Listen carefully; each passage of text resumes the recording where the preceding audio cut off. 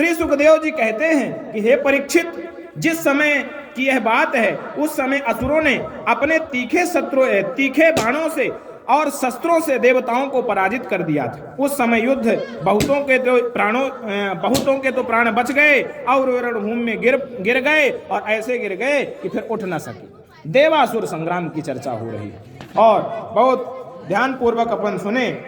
यदा दुर्वाससा शापात् सेन्द्रः लोकस्त्रयो नृपः निःशिङ्कास वस्त्रत्रं नेसुरुच्यः क्रियः निशम्य तद् सुरगणा महेन्द्र वरुणादयः नद्या गच्छन् सुनं मन्त्रयन्ते त्वा विनिश्यताम् ततो ब्रह्म सभां जगमु मर्मेरोर्धिनः सर्वसा सर्वविज्ञापय चक्षुं प्रणतः परमेशिनः सा विलोक्य अंध्रवेदीन निःसत्त्वान्विगात् प्रभान् लोकान् मंगलप्राया न सुरा न यथा विभो समाहितेन मनसा सन्मरसं पुरुषं परम् उवाचोत्फुल्लवदनो देवांस भगवान् परः। उस समय श्रापों के जो रिप्रेजेंटेटिव हैं, सबसे खतरनाक श्राप जिनका होता है श्रीमान दुर्वासा ऋषि जी। दुर्वासा ऋषि के शाप से तीनों लोक और स्वयं इंद्र भी श्रीहीन हो गए थे, लक्ष्मी से हीन हो गए थे, यहाँ तक कि यज्ञ यागादि धर्म कर्मों में विलोप हो गया था। यह सब दुर्दशा देख करके इंद्र वरुण आदि देवताओं ने आपस में बहुत कुछ सोचा विचारा, परंतु अपने विचारों से वह किसी निश्चय पर नहीं पहुंच सके। तब वे सब लोग क्या हुआ, वे सभी सुमेरु के शिखर पर जाकर के ब्रह्मा जी की सभा में गए और वहां उन लोगों की बड़ी नम्रता से ब्रह्मा जी की सेवा में अपनी परिस्थिति का विवरण सुनाया। ब्रह्मा जी ने स्वयं देखा कि इंद्र वायु आदि देवता श्रीहीन एवं शक्तिहीन हो गए हैं। ध्यान रखिएगा, दो लोग यदि श्रीहीन हो जाएं तो पृथ्वी पर खतरा है। कौन?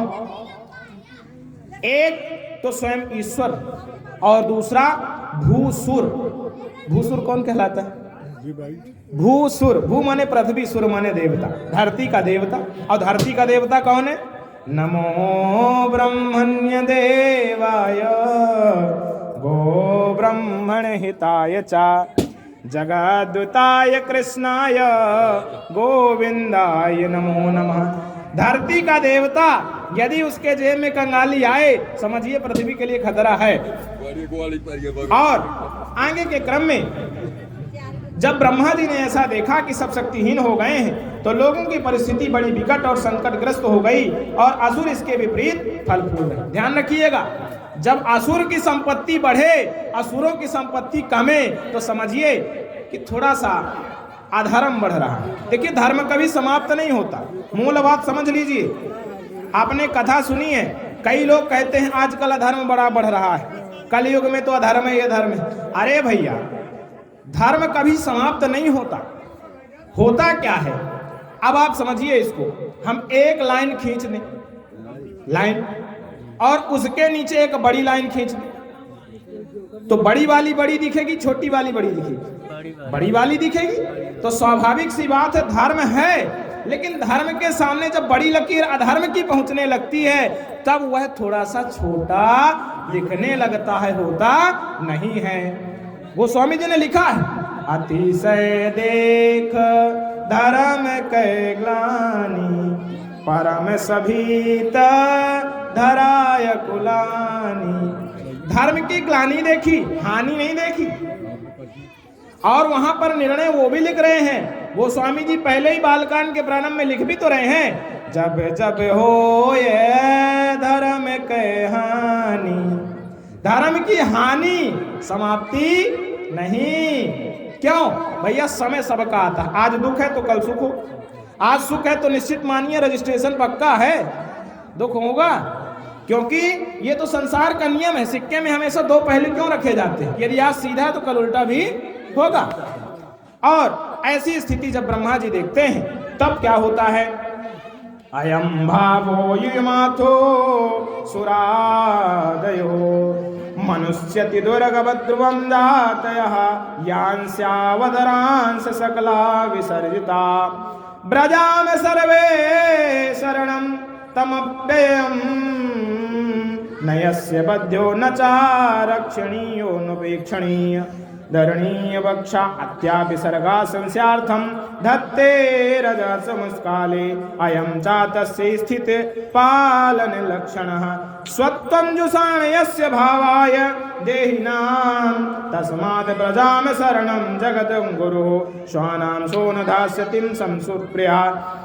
यद्यपि समर्थ ब्रह्मा जी ने अपने एकाग्र मन करके और पुरुष भगवान का परम पिता परमेश्वर का स्मरण किया और फिर थोड़ी देर रुक करके और प्रफुल्लित मन से जो है सभी को संबोधित करते हुए कहा कि मैं शंकर जी से तुम लोगों की जो स्थिति है उनको बताऊंगा और यह जो सृष्टि है प्यारे वह परम पिता ब्रह्मा ने ही बनाई है और परम पिता ब्रह्मा स्वयं सामर्थ्यवान ब्रह्म से यह कह रहे हैं, क्योंकि लव निवेश ब्रह्मांड निकाया, जिनके एक पलक झपकने से कई सृष्टियों का निर्माण हो जाए, उन परम पिता परमेश्वर की स्तुति करने के लिए ब्रह्मा जी अग्रसर होते हैं और हम लोग उन अविनाशी प्रभु की शरण को ग्रहण करते हैं। क्योंकि जब भी आपका जीवन समस्याग्रस्त हो, शरीर को कोई कष्ट हो, तब वैद्यों की शरण में बाद में जाएं, पहले दोनों हाथ उठा करके ईश्वर के पास जाएं,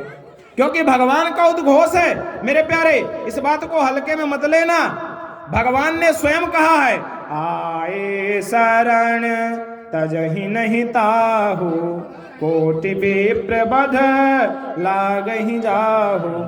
जिसको हजारों ब्राह्मणों का वध करने का प्रायश्चित क्यों ना लगा हो, लेकिन वह दोनों हाथ उठा करके यदि मेरे पास आ जाता है गजेंद्र की भांति, तो मैं उसको छोड़ने के लिए राजी नहीं हूं। ऐसा भगवान का उद्घोष। तो आगे के क्रम में श्री सूत जी कहते हैं, यद्यपि उनकी दृष्टि में ना कोई वध का पात्र है और ना रक्षा का, उनके लिए ना तो कोई उपेक्षणीय है और ना ही आदर का पात्र है, फिर भी सृष्टि की स्थिति और प्रलय के लिए समय समय पर वह रजोगुण, सतगुण और तमोगुण को स्वीकार किया करते हैं। उन्होंने इस समय प्राणियों के कल्याण के लिए सत्व गुणों को स्वीकार कर रखा है, इसलिए हे जगत की स्थिति और रक्षा का अवसर है। अतः हम सभी उन्हीं जगत गुरु परमात्मा की शरण ग्रहण करें। कौन जगत गुरु? जगत गुरु कौन? कृष्णं वंदे जगत गुरुम। स्वयं आदि पुरुष भगवान श्री कृष्ण जगत गुरु हैं, उनकी शरण में चले। और श्री सुखदेव जी कहते हैं, इत्यभास्य सुरन वेधा सैव देवारि वंदनम आजिदस्य पदम साक्षात्मां तम सह परम। श्री सुखदेव जी कहते हैं कि परीक्षित, देवताओं से ऐसा कह करके ब्रह्मा जी देवताओं के साथ लेकर के भगवान अजित के निज धाम वैकुंठ में गए। वह धाम तमोमयी प्रकृति से परे है। इन लोगों ने भगवान के स्वरूप और धाम के संबंध में पहले से ही बहुत कुछ सुन रखा था, परंतु वहां जाने पर उन लोगों को कुछ दिखाई न पड़ा। इसलिए ब्रह्मा जी एकाग्र मन से वेदवाणी द्वारा भगवान की स्तुति करने लगे। क्या स्तुति कर रहे थे? बहुत प्यारी स्तुति ब्रह्मा जी की है। क्या है? अविक्रयम सत्यमनंतमाद्यम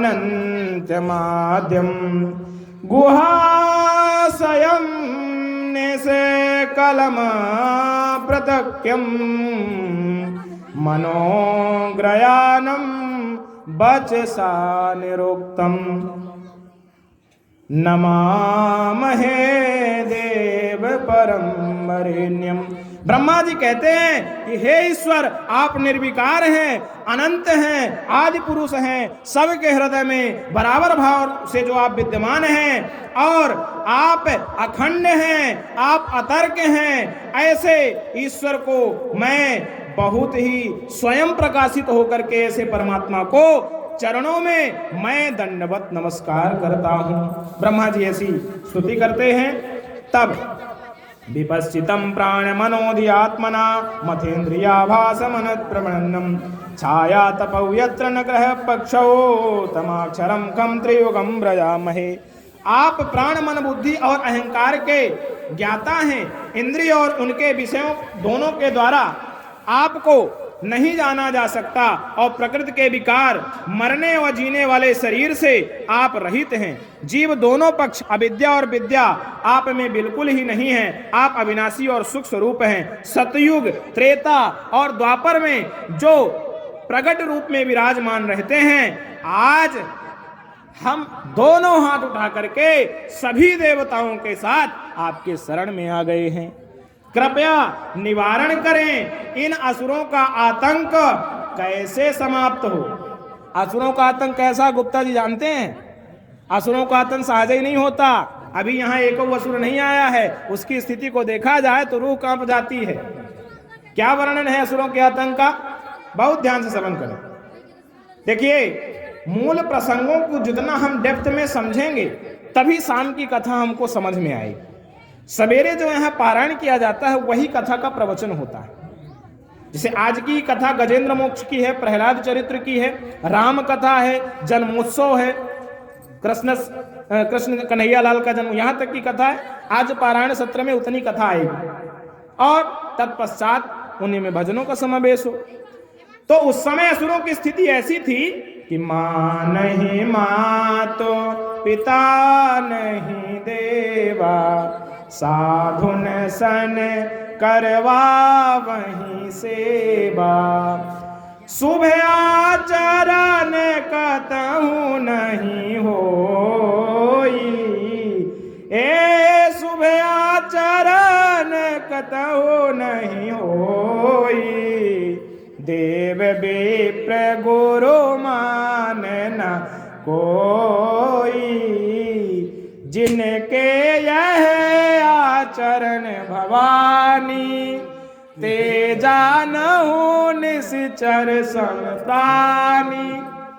ऐसे जिसके आचरण हो, क्या आचरण हो, ना तो वह देवताओं को कभी प्रणाम करता हो और ना माता पिता को कभी प्रणाम करता हो, वेद के विरुद्ध आचरण करता हो, असाधु संतों से अपने पांव दबाता हो। ऐसे जिसके लक्षण हो तो भवानी माँ से भोलेनाथ कहते हैं कि हे पार्वती, वह असुर ही तो है। कलयुग में भी कुछ लक्षण आने लगे हैं। आप देखेंगे दो मोहल्लों में कई जो उनके उत्तराधिकारी हैं वो तैयार हो रहे हैं। क्यों? माँ नहीं, माता पिता नहीं, देवा के लक्षण तो पहले न है। कौन मानता है कि मम्मी क्या कह रही है, पापा क्या कह रहे हैं, है ना? तो ऐसे जब लक्षण बढ़े तो भगवान ब्रह्मा जी सबको लेकर के और परम पिता परमात्मा को आमंत्रित करते हैं, उनको प्रणाम नमस्कार करते हैं और ऐसा कहते हुए विपश्चितम प्राण नोधात्यात्मनः मथेन्द्रियाभासमनित्रवर्णं छाया तपौ यत्र न ग्रहश्च पक्षो तमक्षरं कं त्रिभुवं व्रजामहे अजस्य चक्रं त्वयजैर्माणं मनोमयं पञ्चददामाशु तृणाभिविद्युच्चलमश्च नेमि यदाक्षमहुतं प्रबुद्धे। यह शरीर जो है जीवन का एक मनोमय चक्र है और इस शरीर के अंदर क्या है उस चीज को समझिए। इस शरीर के अंदर हमारे क्या फीड है वो मेमोरी कार्ड आपको पूरा बताया जा रहा है। क्या कह रहा है? यह जो हमारा शरीर है इसमें 10 इंद्रियां, 5 प्राण हैं और यह 15 इसके अरे हैं, सत्व रज और तम, ये 3 गुण हैं। और इसकी जो केंद्र बिंदु है, सेंट्रल पॉइंट, वो हमारी नाभ है उदर के अंत में। और पृथ्वी जल तेज वायु आकाश मन बुद्धि और अहंकार, ये 8 इसमें नेमी है जो पहियों का घेरा है। और स्वयं माया इसका संचालन करती है। क्यों? भूमि परत भाडा भर पानी, जिमि जी बही माया लिपटानी। जैसे धरती पर जल गिरने के बाद स्थिर नहीं रहता, चल पड़ता है, वैसे ही धरती पर आने के बाद व्यक्ति के साथ माया जुड़ जाती है। आप लोगन की माया नहीं जुड़ी, संसार में कोई ऐसे जन्मे नहीं लिया, नहीं को अस जन्मा जग माही, प्रभुता पाई जाहि मद नाही। संसार में जो जन्म लेगा उसको माया घेरेगी और माया उसी को नहीं घेरती मेरे प्यारे जो कृष्ण कन्हैया लाल में सर्वस्व समर्पण कर देता है। उधर बगल से गुप्ता जी का संकेत आ रहा है, 1 बजे महाराज जी बंद कर दी हो, बहुत बोलते हो, है ना? ठीक है, बढ़िया है, क्रम है कथा का तो पारायण सत्र तो लेना ही पड़ेगा। आइए आगे का क्रम शरीर के अंदर की संरचना को बताते हुए, एक वर्णम तमसा परम तदलोकमयम असांचकारोप सुवर्ण में नमुपासते योग रथेन धीरः न यस्य कांसितार्थिति माया ये जनो मुनहात वेदनार्थम ततम धनम निर्विदात्म गुणम परेशान नमामं भूतेषु समं चनंतरम इमं वयं यदि येऽप्यतन्वा सत्येन सृष्टा बहिनान्त विवि गतिं न सूक्ष्मरयस्य विद्महे कुतो सुराधा इतर प्रधान पादौ महीयं सुकृते यस्य चतुर्विधो यत्र हि भूतसर्गः सा वै महापुरुषात्मनतन्त्रः प्रसीदता ब्रह्म महाविभूति अम्बरस्तु यत्र उदारवीर्यं